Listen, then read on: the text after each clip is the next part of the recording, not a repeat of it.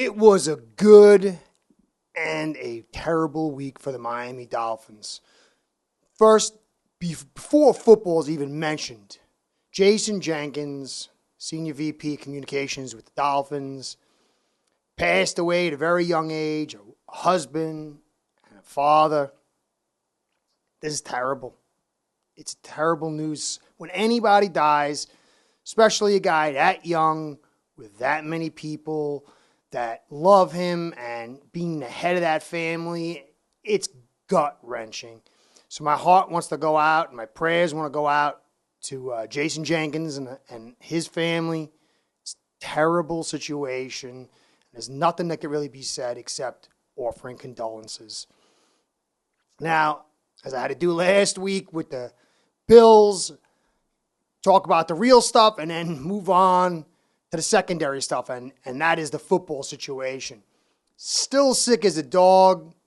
The C word is liking Hotel Curtis and not wanting to leave as quickly as I want to evict him. But in my and my family's throes of this nasty, nasty virus, I did enjoy my time watching Miami Dolphins rock the clock of the Philadelphia Eagles.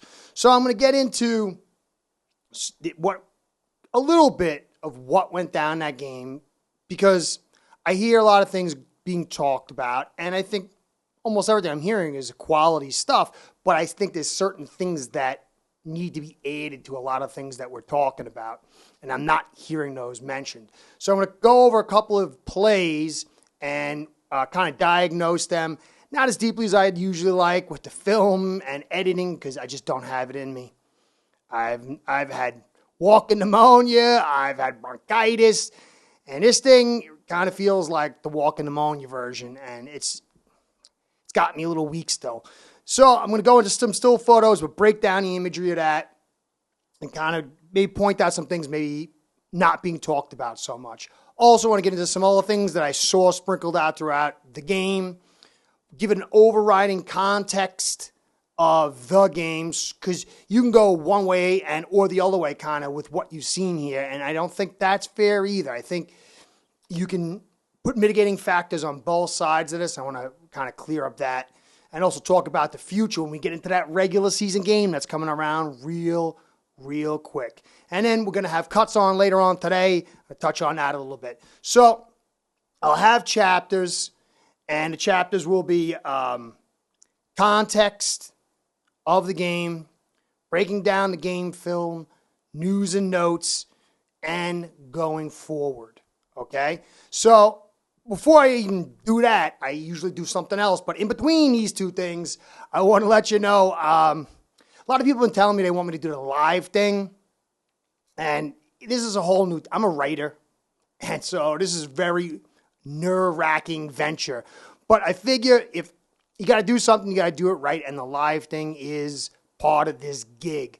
I've been practicing over there on Mafia Sports Report with Tommy. And he's great. He's really good at it. He's really good at it. And I'm trying to learn from him and get as much of my chops up as I can with him. And we've really built a real friendship. And we're going to start doing a live show together. I'm going to do on his channel over at Mafia Sports Report. I do that. We're going to do it Friday nights at 9 p.m. And then the alternating week, we're going to do it here Friday nights at 9 p.m. I'm going to put my hat in the ring and see how I could do with this live stuff. But if you're interested, we're going to kick it off on the 2nd over his channel. That would be this week at 9 p.m. And in the future, the following week, we'll be back over here. Anyway, it's a little interesting thing. But now here's the other thing that I always do is to say thank you. A little bit of a long intro. I try to keep them small, but thank you for your patience. I want to say thank you for stopping by, for the likes, the comments, the subscribes, the views, everything that you guys invest into this channel. There's so many great channels. So many places that you could be. When you come by here, stop in, say hi to Curtis. I'm very grateful. But I also want to give a shout out to my sponsors, Ace Per Head, because without them, this show is definitely not going down. Ace Per Head's betting software is the premier white label platform for bookies to manage their players and grow their sportsbook operation. Click the link in the description below to get set up in minutes. Ask for the Curtis promo and get a special introductory discount. All right, so context for the game. It's very easy to say, okay, we've clicked on all cylinders now. Look what we could do. Look what we did to this Philly team. Look out, NFL, regular season. We're going to blow the doors open. And then on the other side, it's easy to say, oh, well, they only brought in their second team, and this is preseason, and you can't really make much of it. I've been saying it over and over again. You just have to view individual players going against other players in a competitive environment. And you look at each individual player's performance, and then you kind of have to extrapolate because a lot of these players won't be playing together. They'll be going against different talent and yada, yada, yada. But that's all you can really do. But still, there is a little more context past that. Now, I'm going to open up. I'll continue with the context as I go through this stuff to let you kind of see the bigger picture, how we can take what we saw through the preseason and then apply it to what we're going to see going forward. I'm going to use some film, still images this time, to kind of show you the situation. Now, again, this was the Philadelphia Eagles basically stripping about 80-85% of their starters on both sides of the ball. And so you got to put a lot of mitigating factors on that. But, for the believers, look what Tyreek Hill meant to this offense. I mean, just inserting him alone altered the possibilities, the potential, and changed the look and ability of this offense dramatically. And you have not added in my man Duran at left tackle or Waddle. And Hill is serious business, and Waddle is pretty much getting to be serious business. But when you add these two dynamos together and then linchpin that with Duran, there is a lot of go juice this offense is going to have. But as we investigate through these little images I want to show you, you're going to see that it's not going to be a cure-all. There are holes the team's going to attack, and there are weaknesses. But there's also going to be some very good strengths. It's going to be a serious chess match between the Dolphins offense and opposing defensive coordinators because we do have such strengths, and then we have a few real warts. But this is going to be interesting. It does put possibility on the table. Okay, so let's look at this rollout. Now, all preseason long, we saw play-action rollouts decimating opposing teams. And this happens in preseason especially because the defense is just sitting in base looks. They're not going by tendencies. They're not trying to dial up attacks. And the offense's strength is initiative. And the defense is sitting in these man looks or zone looks. They're totally going to get victimized 9 times out of 10 from these play-action rollouts. But it's going to totally change come the regular season. It's going to have to be more trickery and catching somebody rather than just, look, we're going to do this thing, and they're just not going to be able to handle it. A lot of the times that we were facing second stringers too, and that makes a difference. But if you'll take a notice here, you'll see if I'm a defensive coordinator, we know Tua's got to roll out to his left. That's where the most dangerous throws are going to come because he can get his shoulder upfield and get to throw. Where the other way, he's got to really turn himself and his hips. It's a much more difficult throw if he rolls to his right. So we know he's going to his left. But the problem is, you'll see down here in that black and red arrow, Jackson getting lit up like a Christmas tree like he always does. Okay? And you see the edge player at the top with the orange and yellow. His tight angle is because he's trying to guard the back door for the run. Once D coordinators realize Jackson, or probably already do, can't handle power, they're going to not have such a heavy flow down to the play side, worrying about the run attack. The linebackers are not going to bite so heavy. You're going to have that top linebacker in the box. He's going to play more control and holding the edge. This way the edge rusher can play a little wider and be a little more controlled when he comes in and target Tua and make sure that he does not have the football before he gets down the line of scrimmage. Tua's a quality athlete, but he does not have high-end speed. And if you don't fear the run to the opposite side, this is going to put a little bit of limitations on what the Dolphins are going to be able to accomplish come the regular season for many reasons. Now, same token is you'll have Waddle, you'll have Hill, and it's going to make things difficult no matter what. But we're not going to see the incredible amount of success. Well, you shouldn't. If we do, then you can write your check. Because if we get this kind of success in play action rollouts, then we are going to be able to do just about anything we want. But I don't see that happening. We'll see, though. Now, the deep pass. Most people want to start on the deep pass, but for me, this was the most important play to diagnose because this is where most of the consistent success came from.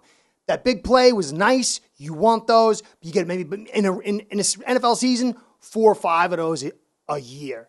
Now, people are talking about, it wasn't, did he overthrow? Did he underthrow? Does he have enough arm? What? The longest throw that Mahomes had last year was 54 yards, where it was caught, the distance of the actual throw. So it was about the same distance. Now, Mahomes got a bigger arm. He could throw farther than Tua. But that's not the point I want to get into. The communication between Hill and Tua was on point to make this throw. They understand each other. They understand what they're capable of. This was great communication. Now, second part. If you see the look, it was 12 personnel. They kept basically 9 guys in for protection along with the quarterback throwing it. And we did this to the tune of 62% last year, and we struggled because defenses would just constrict on us, and they knew we couldn't make hay out of 2 wide receivers going down the field with all this protection. But you can see here, if you add Waddle on the outside along with Tyreek Hill and you do the high-low double pinch, one guy goes deep, the other guy goes under, and then you got a 2-layer throw.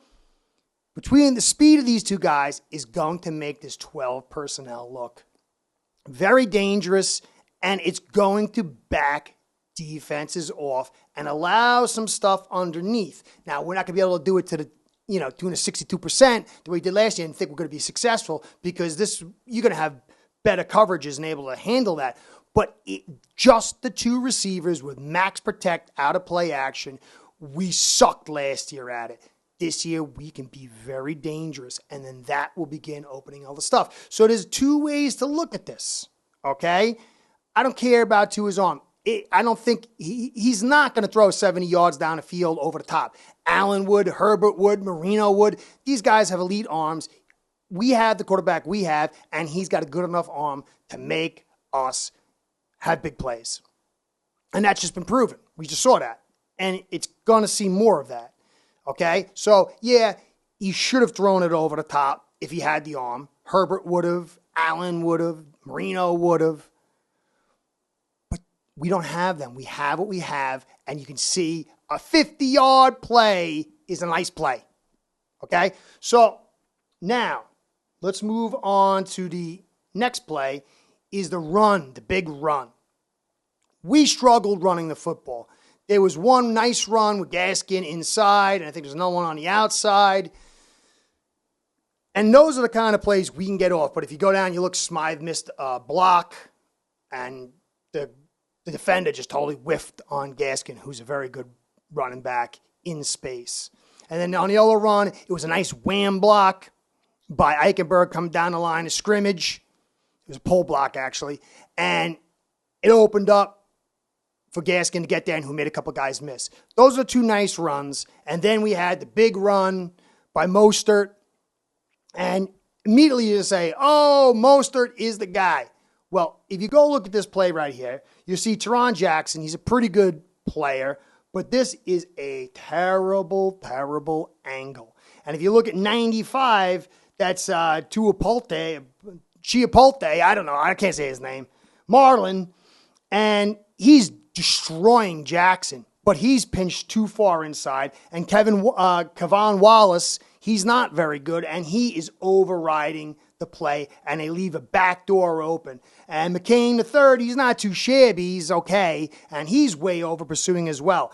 Now, the nice part about Mostert was a beautiful cut, and he has elite speed. But this is enough to drive a truck through because the defense totally broke down. But the defensive coordinators are going to see Jackson getting controlled. And it's going to alter the way the defenders in their film study leading up to the week are going to play this play.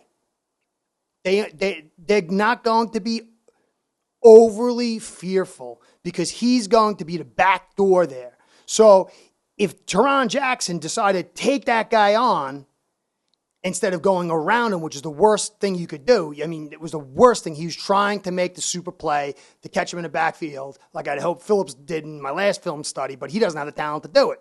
He should have went head on, controlled his ride inside, and then peeled off back inside, and he didn't.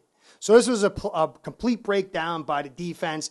Nice play by Mostert, but this is more of a disaster by the defense than it is success by the offensive blocking. Now, here's the last one.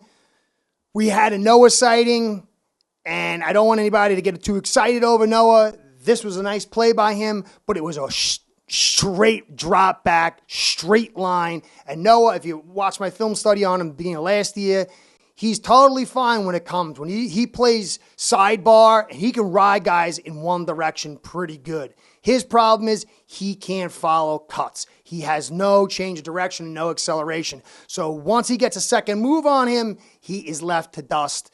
And this was a nice play, but this is the only way he can play it.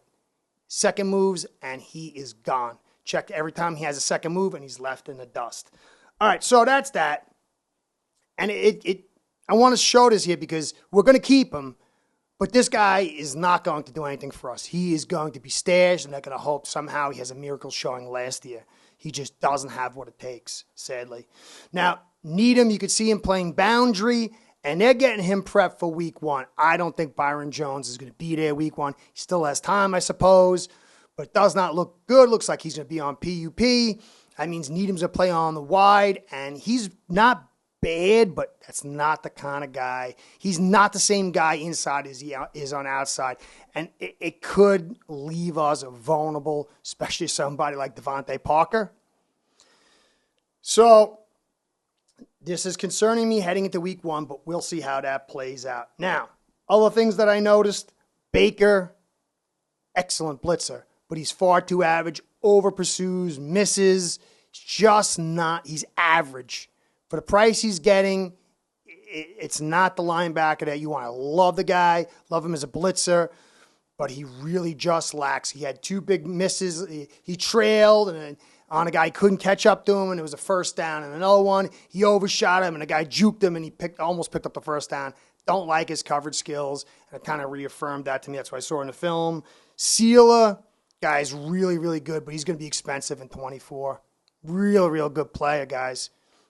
Wilkins and him inside, again, at that 4-3 look. I don't think we're going to see, I don't know if we're going to see the same defense this year as we are going to be next year. Things could change just a little bit maybe, because I think these guys would be far more suited for the 4-3. This Sealer's a great player, man. Really good. Now, the snaps from Connor, at first I didn't think they were all over the place, and I saw they were a little bit all over the place. I heard some plays that he had a bad snap during the week. Somebody told me he didn't have a bad snap all week. He was going to practice. Snaps looked really good this week. I don't think I saw one even off snap from the shotgun. They looked a lot lower and looked like he's trending really well in the right direction, and I like that. And all the under center that we saw, I love it. It is going to be so good for Tua and so good for this offense. Tua you can see how he's been playing under center. We're going to have to get a run game going. But this under center stuff really makes it complicated for the defense to read things, because when you're under there, it's hard to take notice of where that ball is. When you're set back, 5, 6, 7 yards, and you get that snap, everybody can read much quicker. But when you're under that center and you take that ball in the center and you turn turn your back. Everyone's got to kind of pause and guess. And this creates opportunity for a guy like McDaniel who knows how to use, I don't know, illusions and magic, for angles and make you think it's going away and bring it back another. I like what I'm seeing as far as the designs of the offense. I still have my concerns about this offensive line, though, but Eichenberg looked a little bit better. Little didn't look so little. Now, he's playing against the second strings. I don't think he's going to do nearly as good against first strings, but I liked him better than who he was replacing. And Connor looked good. Hunt looked good. Jackson, though, is a major weakness for many reasons. If you notice the one sack that Tua got, it was because Connor went left, Hunt and Jackson were on their own, and Jackson was lit up like Times Square Christmas tree against a second stringer. And just imagine when he's facing, say, Bosa and Mack or Rousseau and Vaughn. This is going to be dangerous, folks. Jackson is going to be an issue because if they start having to bring protection to his side, it's going to leave Eichenberg open, and they're also going to know how to attack that strategy. Because either they're going to leave Jackson on his own and he's going to get ripped, or they're going to bring help someplace. They're going to have to bring that 6 guy. But like I said, the good news is with Waddle and Hill, that 12 personnel look can be far more effective than last year. But still, Jackson is going to be a problem. He cannot run block. He cannot pass block consistently enough. There's some nice little signs in there. But guys, it's going to come down to this offensive line. But I liked what I saw. You have to like what you saw on the defense. Even though his second string is, we did what we were supposed to against the guys we were supposed to do it against. This week 1, though, I don't think it's going to be as much of a challenge given the tea leaves we've seen so far. But who really knows? But it's going to be a big challenge. It's going to say more for us if we lose than we win. If we win, it's going to say some good things, but it's going to not say as much as if we lose. If we lose, this is going to be a heartbreaker. This week 1 game should be circled for everybody. It's going to be so exciting. I'm going to go back and start studying the Patriots, getting ready for the big season here. Hopefully I'll be healthy by then. Hopefully. Anyways, Curtis saying thanks for staying to the end. Catch you next time. Be well. Go Phins. Let's have a great 22 season. Start building your own online sportsbook today by getting signed up with aceperhead.com service that'll allow you to book action on sports from all around the world.